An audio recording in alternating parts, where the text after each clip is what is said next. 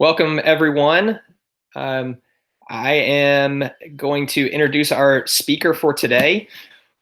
We are here with Sarah Burns, who is the Associate Director or Senior Assistant Director of Admissions at Denison University in Ohio. Sarah's going to be talking to us today about maximizing your college visit. So I know sophomores and juniors, a lot of you all may have plans over the next several months to go visit colleges and universities. Some of you all may have had to change your plans over spring break or over this spring because schools are closed.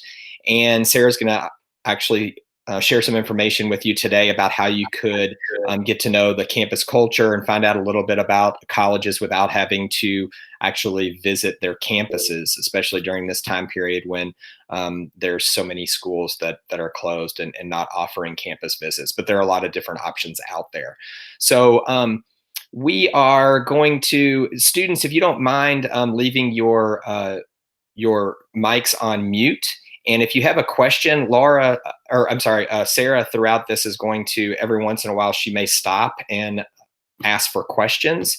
And if you just want to type your questions into the chat function, then I can read those questions to her and she can answer them, and then we'll kind of move along. So I'm going to go ahead and turn it over to Sarah. Awesome. Thank you. Hi. So I can't see any part of the screen outside of my presentation, so I'm not sure how many people have joined or who we've got, but I'm really excited to be chatting with you today in the midst of all of this kind of craziness that's going on, and I hope everyone's staying healthy and well. As Mr. Easley said, I'm going to be talking today about maximizing your college visit, and there's a couple ways that we're going to approach this. Obviously, traditional visits in terms of going to campus and actually being on campus and seeing in real life what the college is like, and that comes in many different forms. But then also I want to talk briefly about virtual opportunities to give you some ideas about ways that you can learn a little bit more about a college campus when you can't actually be there. And I think this challenge that we're going through right now is one reason, hopefully we don't have to repeat it anytime soon, why you might not be able to get to a college campus. But maybe you're also looking at schools that are super far away and it's not financially feasible, or you don't have the time to get out there. So some of these things that we're going to talk about may be helpful in those instances as well. So first, I am going to talk about the traditional visit model and give you some tips that I actually collected from my coworkers. I thought it might be fun, rather than just putting together a list and walking through it, to kind of give you some tips from the professionals, as you might say, in terms of what they would recommend to students and the students that they work with, and maybe things that they found out through their own visit experience. So the first tip talks about planning ahead for a college visit. And so this quote is from one of my coworkers who said, when you're thinking about the important factors in the college search process, plan ahead for your visit and really think about what you want to get out of that visit before you get there. So, typically you're thinking about going on a college visit and it's going to entail maybe an information session and a tour. You might be chatting with your admission counselor or with another student while you're there. It just depends on what the traditional visit for that school looks like. But there's going to be a lot of other opportunities. So when you go to any college's visit website, many of them are going to give you the opportunity to customize your visit. So you can say, yes, I'm going to do that information session and that tour, or do that meeting and that tour, but then I also want to meet with someone from, the academic area that you're interested in, like biology or psychology or theater, what have you. Maybe you have a particular interest in the academic support that college offers. And so trying to connect with someone from their academic support office if you need accommodations or you're interested in how they run their tutoring program. Maybe you have an allergy, you are on a particular dietary plan, or you have a disability, and so you need information about their housing and how they would be able to accommodate that. or meeting with someone from dining services.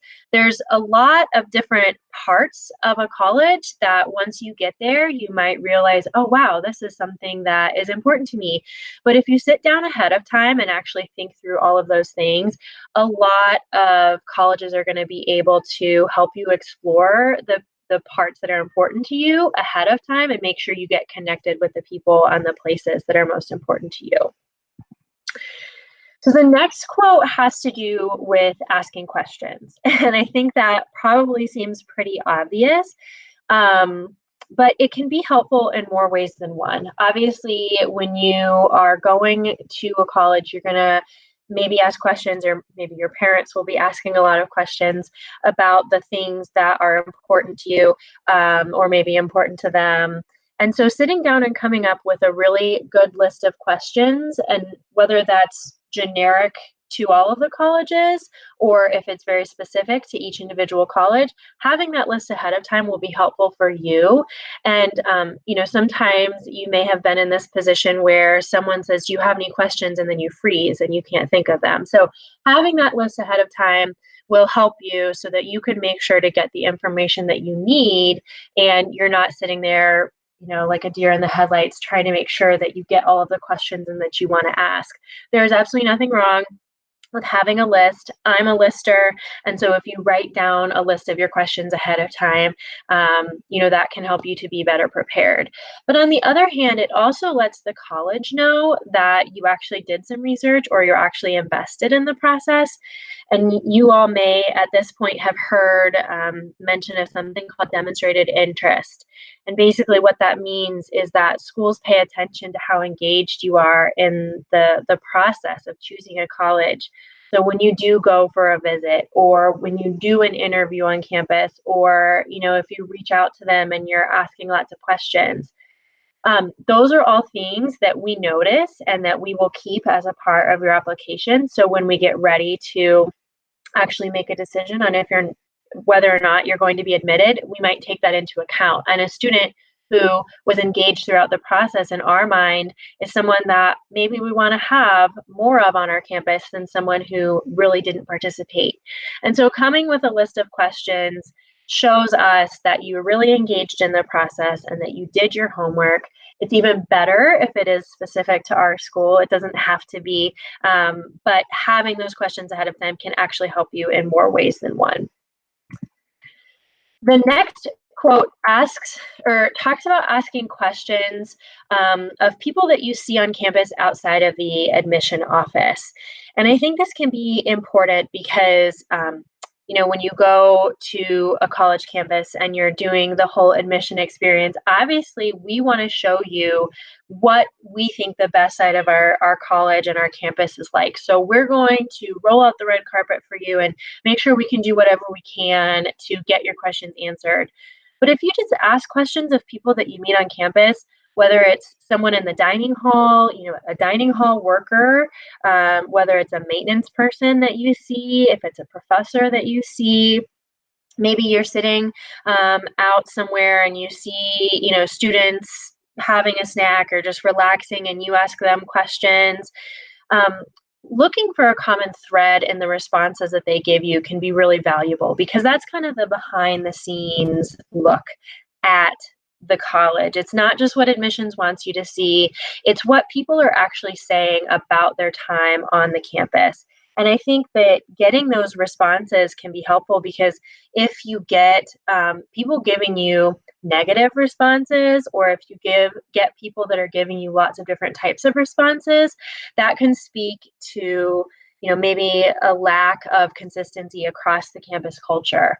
And so if you're asking questions of people that you see on campus, no matter who they are or what they've got going on, if they're positive, if they're friendly, if they're consistent, that can really give you a strong idea and impression of the values of the campus while you're there, kind of behind the scenes. And like I said, it can be anyone, whether it's a staff person or a student. If it's a maintenance person or a professor, they all have very different experiences. And so getting that information from them, that off the cuff and unscripted information, can be really valuable. The next quote is actually about people watching. So this might be a little bit more fun than the rest of it, a little bit more lighthearted. And it kind of goes back to that whole unscripted part of what I was just talking about.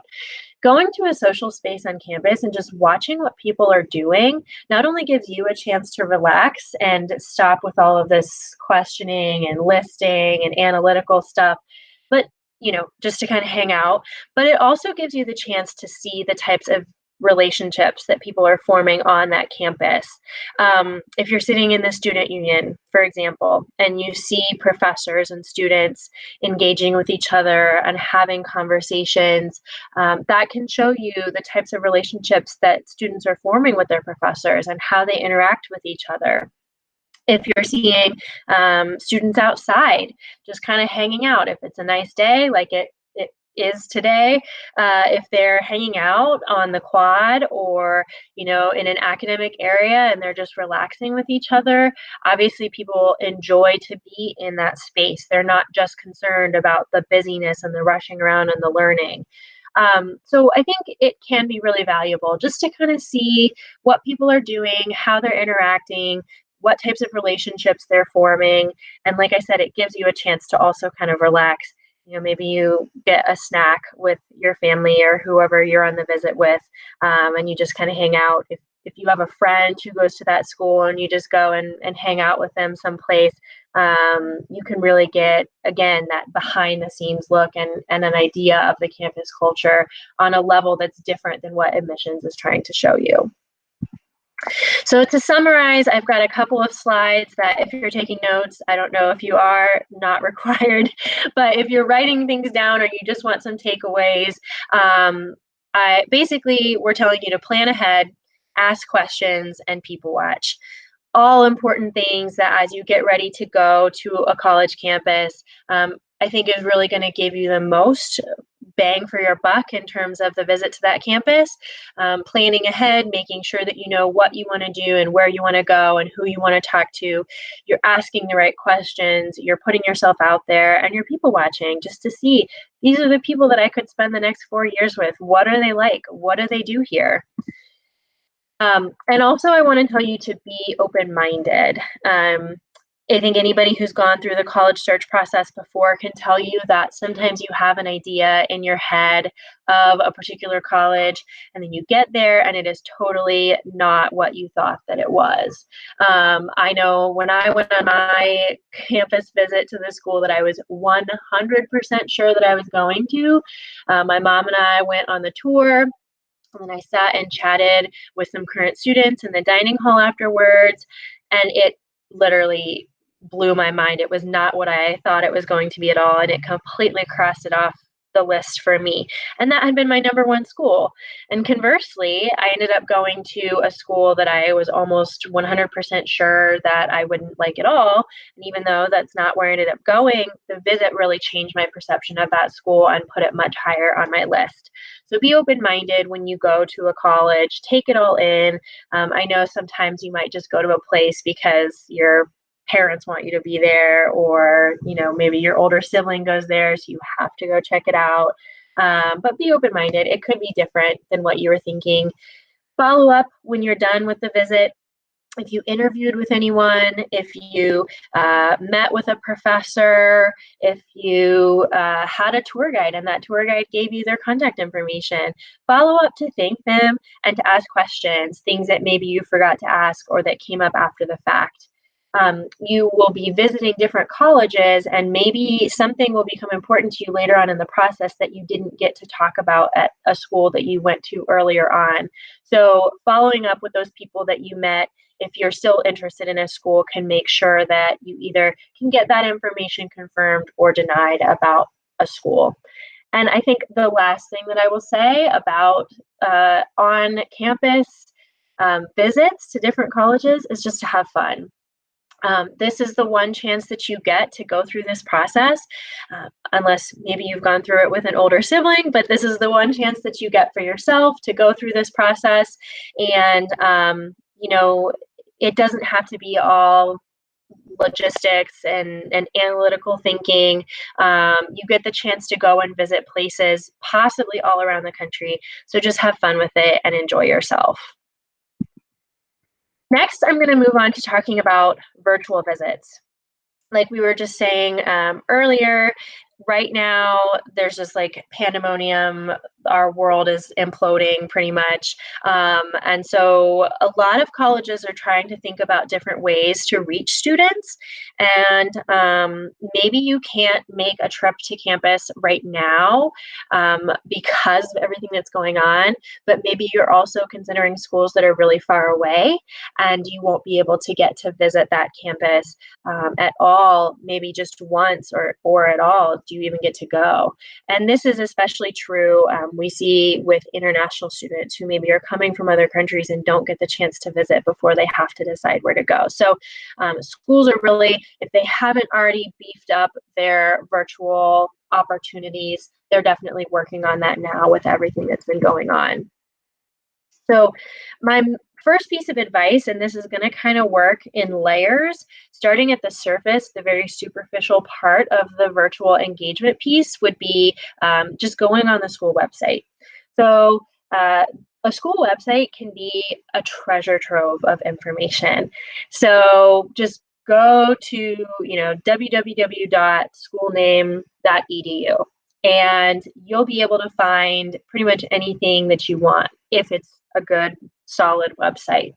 But I think it's interesting because you can actually get some more information just than what they're saying, not just the words.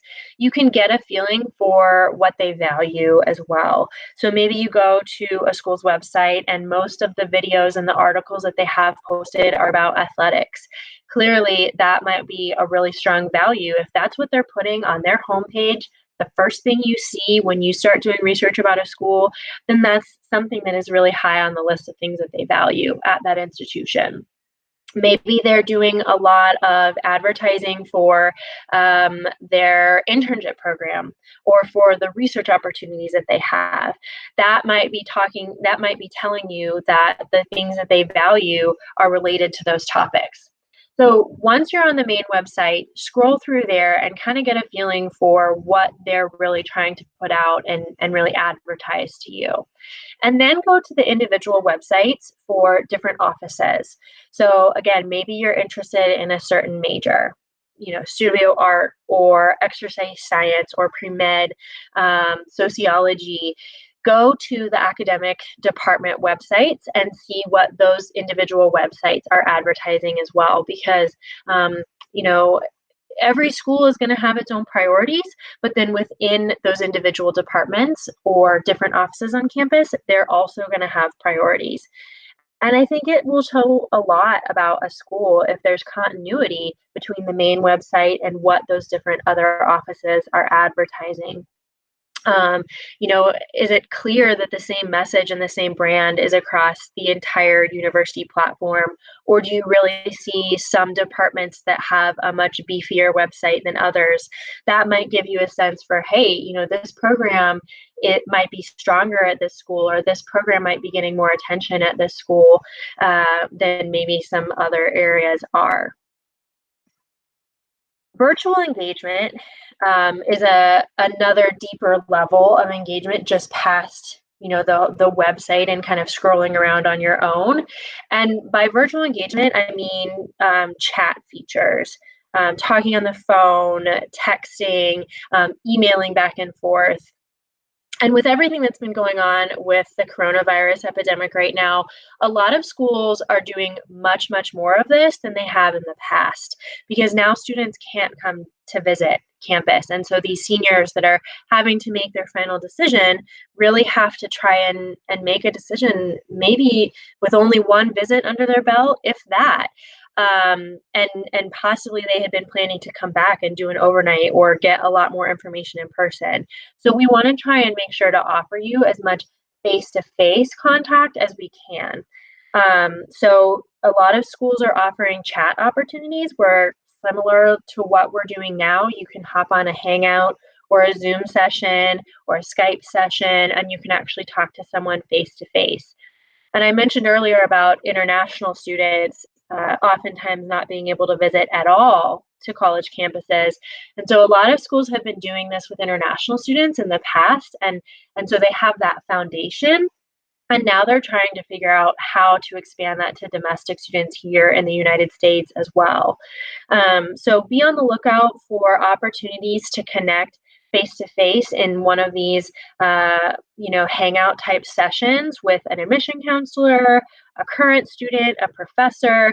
Maybe schools will be offering virtual panels or virtual presentations similar to this, where you can actually get on and watch someone presenting, or there will be a panel with a bunch of current students, or the financial aid office, or the student life office, where they're talking about life on campus and different activities and clubs that you can get involved in.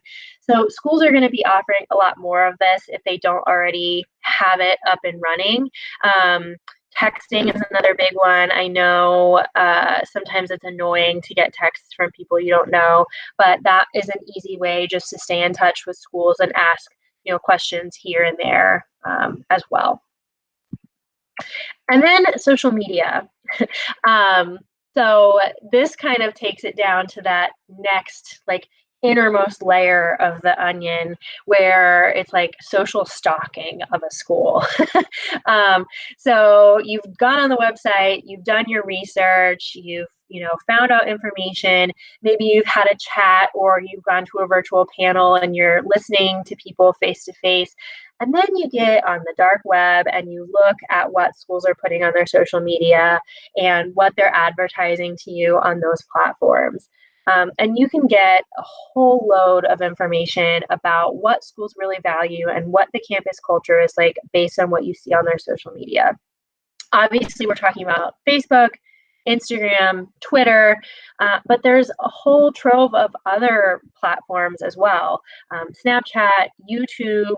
Schools are starting to put out, if they haven't already had, a history of putting out videos on YouTube that you can go and watch, where students are actually, giving their opinion, they're getting interviewed and kind of talking about their experience, and even podcasting. So I don't know if any of you are interested in podcasting, but a lot of schools are starting to hop on that bandwagon. So you could go to Spotify or to iTunes, or wherever you get your podcasts, and listen to current students actually doing podcasts about their school. And I think that's a pretty cool way to learn what's important to these students. They talk about their lingo, they talk about their favorite places to eat, they talk about which dorms they like and which ones they don't, they talk about different clubs and social life on campus. And so even if they are working with the admission office or with the communication and marketing office at their university, a lot of times this is going to be much more off the cuff. It's going to be real students talking to you. So even if you're not a podcaster yet, those can be kind of fun, because it can really give you a strong behind the scenes look at what students are actually like on campus.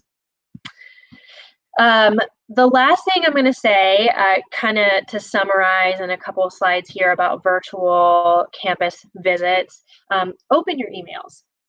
And I'll be the first to say, sometimes emails can be overwhelming. I know with the pandemic that's going on right now, I get multiple emails a day from different companies, different organizations. Some of them I don't even remember signing up to get their emails. And they're telling me, how they're going to take care of their customers and what they're doing to keep us safe during the pandemic. And I know that that's just one facet of it. Schools, Denison included, send tons of emails, but they can oftentimes have a ton of really valuable information. And we know that there's all of these other ways for you to learn about our school: the website, social media, your friends, your college counselors. And so there's all this information out there, and sometimes it can kind of be hard to synthesize it into one place. And so the emails that we're putting together are going to be really concentrated and give you one topic at a time. And basically, you'll be able to go back, as long as you don't delete them, and look through those topics and get information at any point about a specific area that you might be interested or might have questions about. A lot of times they're going to have links, they're going to have videos. our president even makes an appearance. So it's kind of fun to see the president of the university, who's actually, the head honcho, coming out and talking to you, sending you, direct communication or recording a video for you. So pay attention to the emails that schools are sending to you, because they're going to give you a lot of really concentrated information in one place. And with things that are going on right now, we want to make sure that you have the links to the information that you need. And we want to let you know about the ways that we're changing to be able to engage with you virtually. And so a lot of that is going to come in an email. And then ask questions. Again, I know it seems pretty obvious, but all of this information is out there, and that's literally what your admission counselor is for. Find out who it is at a given university, reach out to them, ask them questions, because maybe you're just not finding what you need. Maybe you just are totally overwhelmed and you just want one person to talk to you about a specific topic, or to answer all the questions that you have in one place. If your admission counselor doesn't have that information, they're going to be able to get it for you and put you in contact with the people that you need. So open your emails, ask questions. That is all that I have for my presentation. Here's my contact information. If you do have questions about anything that you saw here, or about the college search process in general, I'm happy to talk to you about it. Yeah, and that's all I've got.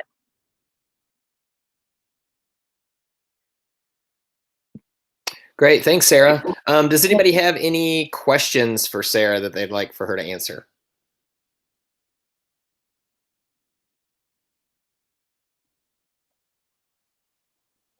Sarah, I have a question. Do you have any suggestions? We get all the time questions from students asking us, what are some examples of maybe some good questions that you hear from students when they visit your campus, or when they're doing kind of a, when they're maybe doing an interview with you or something like that? What are some examples of maybe some good questions that you get? Yeah, honestly, I think for me, I just like to see that the student is asking questions about things that are most important to them. Sometimes you have students that are coming into an interview and they're asking very generic questions, like, tell me what's your average class size, or, tell me what your scholarship program looks like, or tell me about your honors program. And these are all great questions if that is really what is important to you. But I would much rather hear from students questions that are very specific to what they might be interested in. For me, I just want to have a conversation. Like, I want it to be really real. I don't know if it comes across, but I'm not a very formal person. I'm pretty casual. So if a student's in my office and we're having an interview, I just want to sit there and chat with you. I want to know what you're interested in. I want to know, the top things in a school that you're looking for. So, if you are really, really interested in doing research about large animals, like zoo animals, and that's kind of what you want to go into, and you want to have that experience, go ahead and ask me what opportunities Denison has to offer about that topic. Or if you know that ultimate frisbee is going to be a really big part of your experience and you want to make sure to play ultimate frisbee, ask about that. So just, I would say, be specific. Try not to be super general. It doesn't have to be specific to the school, but just specific to you as a student, and make sure that you are asking questions that are going to be really meaningful to you, rather than something that you could probably see, in the information session or online. Like, you can find our average class size really easily. You can find out our scholarship information really easily, but getting in-depth information in just a super casual setting to things that are important to you on your individual level, I think is probably my best advice. Great, thanks so much. I have a question for you. How would you suggest students, or would you suggest students or parents contact the schools to set up these, not just the information sessions, because they can find that online, but if they wanted to do something as far as maybe sit in on a class or meet with a certain department, would you recommend that students or parents take the lead on that? That's a really good question. I think most schools would probably have the same response, that we like to see the students taking the initiative. I know sometimes it can be overwhelming and students are in class all day and then you have homework and you have activities, so you're super, super busy. So, I mean, if it's literally not possible for you to shoot off an email to someone, like, I totally get it. But we definitely recommend that students try to take the lead on their college search and take the initiative if they can, because that just kind of starts that process early on, where when you actually get to college, you're going to have to be your own advocate. So that's starting that early on. And I will say, I forgot to mention this, but a lot of websites, like I kind of talked about being able to customize your visit online. A lot of schools, if they do have those options, have a lot of logic on the back end, where if you go on to set up, a visit and you're clicking through, if you say that you are a junior, then they're going to give you different options than if you say that you're a sophomore or if you're a senior. So a lot of them do try to be pretty intuitive and to kind of like put you down the path that what they're going to offer for you at any given point. But there is absolutely nothing wrong with, like I said, just grabbing the email of your admission counselor, or if they have someone who's their visit coordinator, grabbing that email and having the student say, hey, I'm really interested in sitting in on a class about philosophy. Is that something that you can make happen for me? Great. Thanks so much. Yeah. Any other final last questions? Okay, great. Well, thank you so much, Sarah, for doing this. We really appreciate it. This has been really helpful. Like I said, we've recorded this, so we're gonna send it out to families as well. But this has been great. We really appreciate it. Yeah, happy to help, and you have my contact. So if anybody needs anything else, like I said, I'm happy just to chat about the general process. So I hope you're all staying well in the craziness. Thanks so much. Have a good one. Bye bye. You too. Thank you. Thank you. See ya.